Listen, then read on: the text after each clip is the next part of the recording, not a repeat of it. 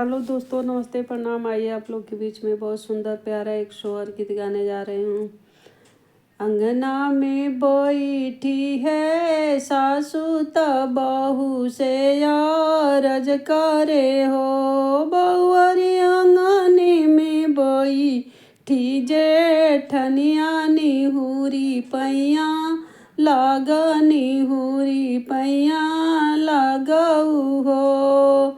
अंगने में बैठी है सासू त बहू से अरज करे, बहू से अरज करे हो, बहुअरी अंगने में बैठी गोतनिया निहुरी पैया लगनी हुरी पैया लगऊ हो। एक तो में भारी मोर चुनरिया, दूसर लंबा घूंघट, दूसर लंबा घूंघट हो। सासू तीसरे में गोदी में लनवा कई से पैया लागू, कई से पैया लगाऊँ हो। चुनरी के देहू तारी त घुघटा ऊपर कैले घुघटा ऊपर कैले हो, बहुअरी लालना के पलंग सो वावा निहुरी पैया लगनी हुरी पैया लगाऊ हो।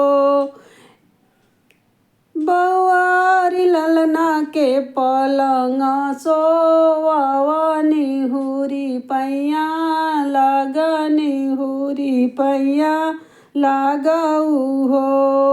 एक त में धन से धन ऐतीनी, दूसरे पुता वैतीनी, दूसरे पुता वैतीनी हो। सासू तीसरे में पिया के दुलारी कई से पैया लागू, कई से पैया लागू हो।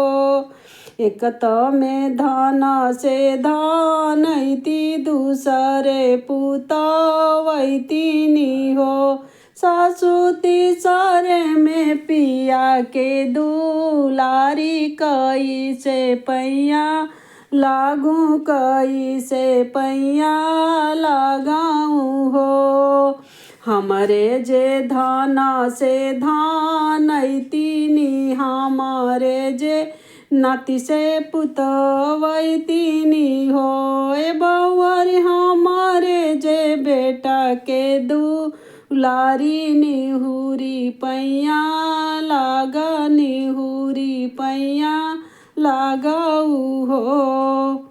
नाही तोहरे धन से धन ऐतीनी, नाही तोहरे नाती से पुतवैतीनी हो। सासू अपने ही राजा के दुलारी त कैसे पैया लागू, नाही हो पैया लागऊ हो। सासू अपने ही पिया के दुलारी त नाही पैया लागऊ हो। अंगने में बैठी है सासू त बहू से अरज करे, बहू से अरज करे हो। ए बहुअरी अंगने में बैठी जेठनिया निहुरी पैया लगऊ हो। ए बहुअरी अंगने में बैठी गोतनिया निहुरी पैया लगऊ हो।